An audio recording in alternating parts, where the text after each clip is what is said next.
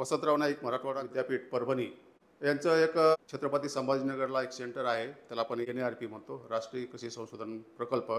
हे पैठण रोडला आहे. इथं विविध प्रकारच्या जैविक निविष्ठाची निर्मिती केली जाते आणि ती शेतकऱ्यांना त्याची विक्री पण केली जाते अत्यल्प किमतीमध्ये. आजच्या व्हिडिओमध्ये आपण ट्रायकोडर्माविषयी, इथं कसं उत्पादन केलं जातं आणि त्याची शेतकऱ्यांना विक्री कशी केली जाते आणि हे ट्रायकोडर्मा वापरण्याचे शेतकऱ्यांना काय फायदे होतात याचीच माहिती आपण आजच्या व्हिडिओमध्ये घेणार आहोत. नमस्कार, मी डॉक्टर तुकाराम मोठे, सेवानिवृत्त कृषी सहसंचालक डॉक्टर तुकाराम मोठे या यूट्यूब चॅनलवर मी सर्व शेतकऱ्यांचं स्वागत करत आहे. बायोमिक्स तुमचं सर्वात जास्त विक्री केली जाते, शेतकऱ्यांमध्ये सगळ्यात जास्त पॉप्युलर असा प्रॉडक्ट आहे.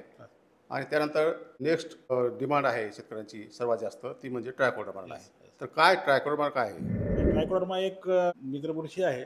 विविध प्रकारचे जे बियाण्याद्वारे पसरणारे रोग असतील किंवा मातीद्वारे पसरणारे रोग असतील त्याच्या बंदोबस्तासाठी आपण मित्रबुरशीचा वापर करू शकतो. ट्रायकोडर्मा ही निसर्गातच आढळणारी मित्रबुरशी आहे. विविध रोगाच्या बंदोबस्तासाठी मोठ्या प्रमाणात शेतकरी बांधवांचा मागणी करतात. नैसर्गिक शेतीसाठी उत्तम एक पर्याय आहे रोगाचा बंदोबस्त करण्यासाठी. त्यामुळं बायोमिक्सच्या नंतर सगळ्यात जास्त जर मागणी कुठल्या एका जैविक निविष्ठाला असेल आपल्याकडे तर ते ट्रायकोडर्माच आहे.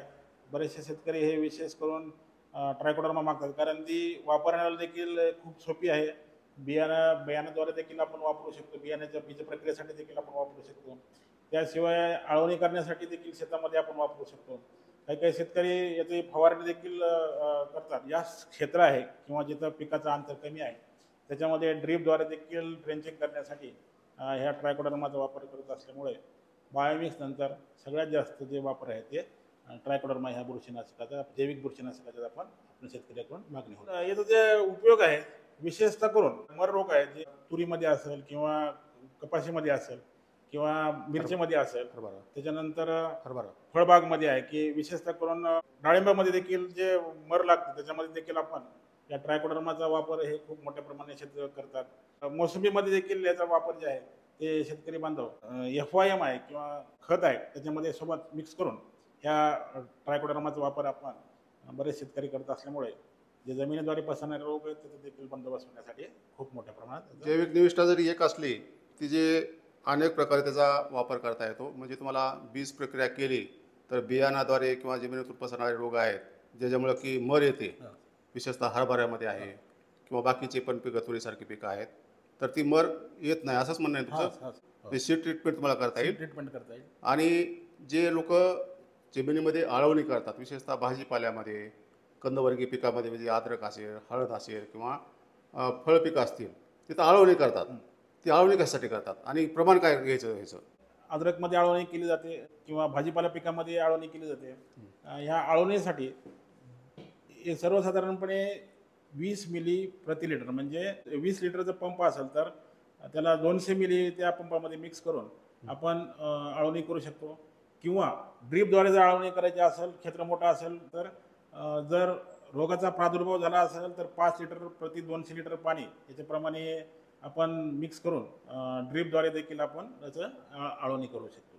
म्हणजे याचं वर्किंग कसं होतं? तुम्ही आळवणी केली आणि तिथं समजा मर येणारे काही बुरशी असतील तर त्याची काय वाढ होत नाही, काही काय करते?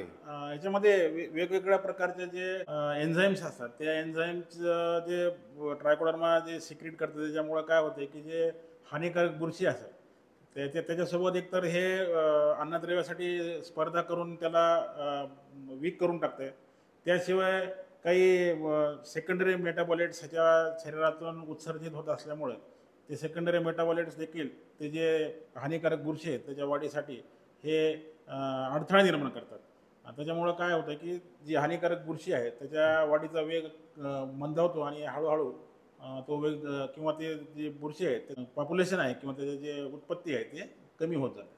नाही, मी ऐकलं होतं की जे हानिकारक बुरशी आहेत त्याच्या ज्या हायपा असतात, म्हणजे त्याच्या फांद्या असतात मराठीमध्ये समजा, समाजाच्या भाषेमध्ये, तर त्याच्यावर वेटोळे घालते म्हणतात आणि त्याला ती खातं काय असं काय आहे का? काही काही ह्याच्यामध्ये तसा प्रकार येतो का आता हे ट्रायकोडर्मा जे आहे ते निमेटोडच्या बंदोबस्तासाठी देखील आपण चांगल्या प्रमाणात दिसून येते. हे जे निमॅटोड आहेत त्याच्या ज्या बॉडी आहे त्याच्या बॉडी भोवती हे जे वेटोळे तयार करून ते काय करते की एक जाळ्या तयार करते. त्याच्यामुळे काय होतंय की ते निमॅटोड मुळापर्यंत जाऊ शकत नाही, त्या जाळ्यामध्येच ते अडकून बसतात. मुळापर्यंत जर गेले नाहीत तर ते पंक्चर करू शकणार नाहीत ते निमॅटोड. त्याच्यामुळे जे काय करतात की त्याच्या बॉडीला वेटोळे तयार करून ते त्याच्यातला अन्न त्याच्या शरीरातून शेतकऱ्याला जर हे घ्यायचं असेल तर काय कार्यपद्धती आहे?